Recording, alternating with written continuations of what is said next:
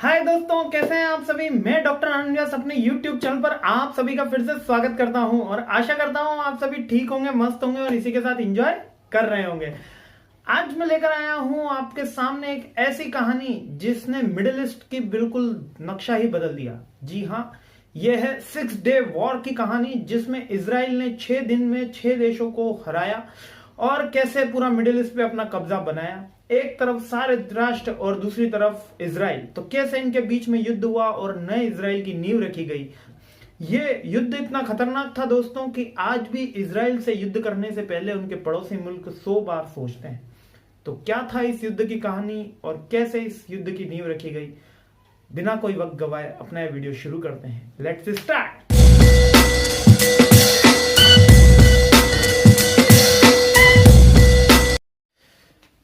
हाँ तो दोस्तों, कैसे हैं आप सभी। मैं लेकर आया हूं आज बहुत ही इंटरेस्टिंग स्टोरी आपके सामने 6 डे वॉर की।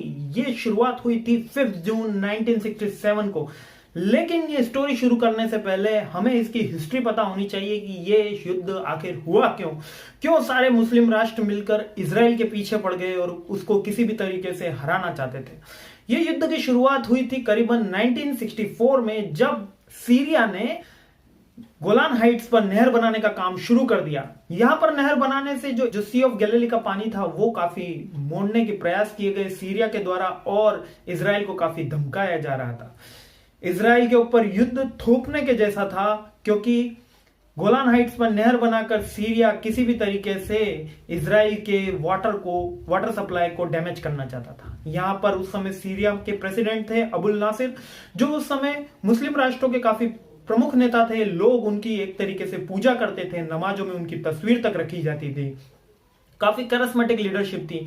यही करिस्मेटिक लीडरशिप सारे मुस्लिम राष्ट्रों को मुझे लगता है लेके डूब गई, जब इजराइल ने सारे मुस्लिम राष्ट्रों को उस समय हराया। उस समय सीरिया और इजिप्ट के बीच में एक ट्रीटी साइन थी, जिससे सीरिया पे हमला इजिप्ट पे हमला माना जाएगा और इजिप्ट पे हमला सीरिया पे हमला माना जाएगा। इसीलिए इजिप्ट ने अपनी आर्म फोर्सेस, जिसमें 45,000 सोल्जर्स और 300 टैंक्स थे, वो इजरायली बॉर्डर पे भेज दिए।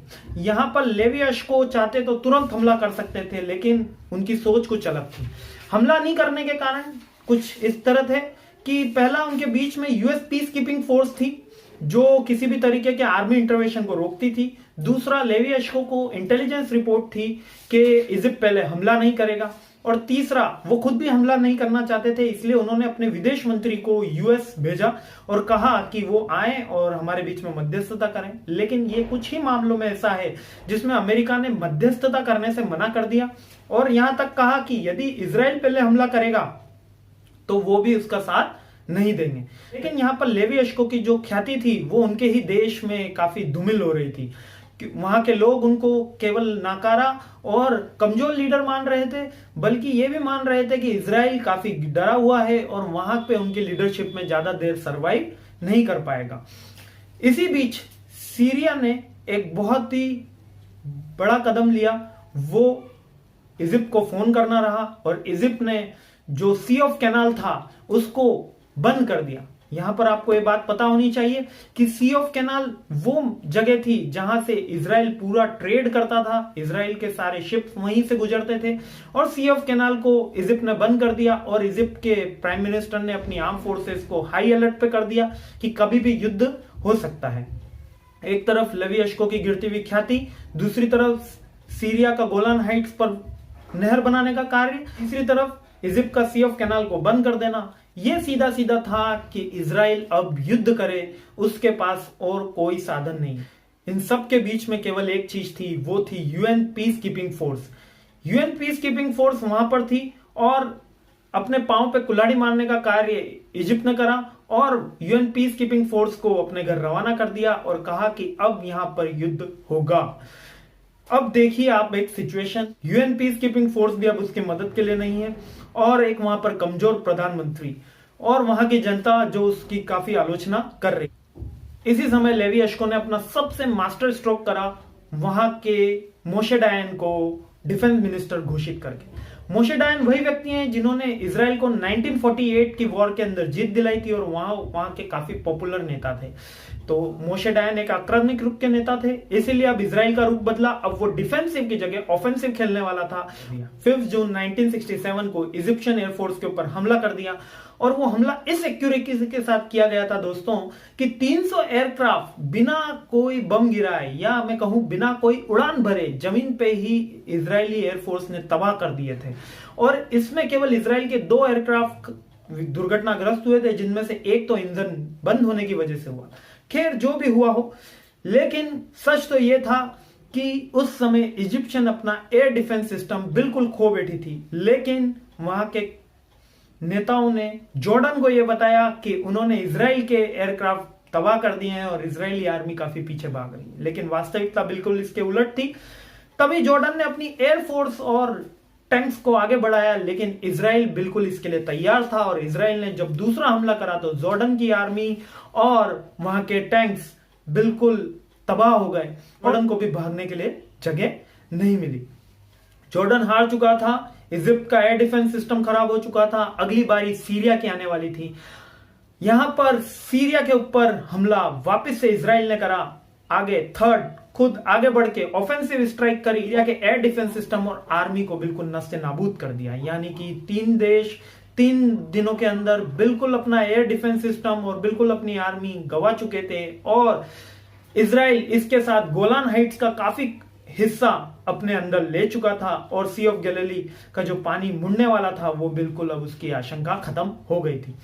इजराइल ने अपना इलाका काफी बड़ा कर लिया था। यहां पर फिलिस्तीन से भी वो जंग जीत चुका था। तो काफी चीजें इस समय इजराइल के फेवर में आ चुकी थी। सारे देश इस समय इजराइल से बचने को भाग रहे थे।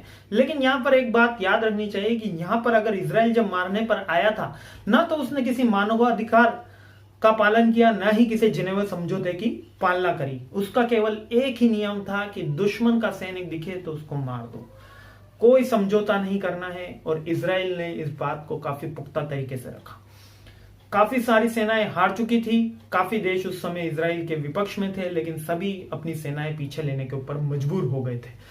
यह थी वहां के मोशे डायन की आक्रामक नीति। और मोशे डायन के इस नीति के कारण वहां के जितने भी मुस्लिम राष्ट्र थे, उन्होंने एक अमेंडमेंट पास किया जिसमें इजराइल को कभी भी मान्यता न देना, कभी भी उससे शांति समझौता न स्थापित करना, और कभी भी उसको अपने साथ न बैठाने की बात करी। इराक भी इसमें काफी एग्रेसिवली लड़ा, लेकिन इराक को भी मुंह की खानी पड़ी और इराक को भी अपनी सेनाएं पीछे लेनी पड़ी थी। तो इजराइल ने 6 दिनों में 6 देशों को बिल्कुल सिरे से हरा दिया था। काफी देश, मुस्लिम देश उस समय इजराइल के विरोध में थे, लेकिन लगभग एक अनुमान के मुताबिक 13 देशों ने इजराइल के खिलाफ डायरेक्ट और इनडायरेक्ट वॉर लड़ी थी। लेकिन इजराइल किसी से भी नहीं हारा, और इजराइल ऐसी शक्ति बन के उभरा कि मिडिल ईस्ट में उसका डंका बजने लगा। यूएन में इसके लिए एक रिजोल्यूशन भी पास हुआ, जिसको रिजोल्यूशन 242 कहते हैं, जिसमें इजराइल के लिए वापस से स्विस कैनाल खोल दिया गया, और इजराइल ने कुछ जमीन वापस से सीरिया को वापस भी कर दी। लेकिन हकीकत यह है दोस्तों, इजराइल से उसके दुश्मन देश खौफ खाते हैं और इजराइल से युद्ध करने की बात नहीं करते, केवल अब उसकी आलोचना करते हैं। कैसा लगा है मेरा वीडियो जरूर बताइएगा, और आप क्या सोचते थे इस युद्ध के बारे में? Feel free to comment.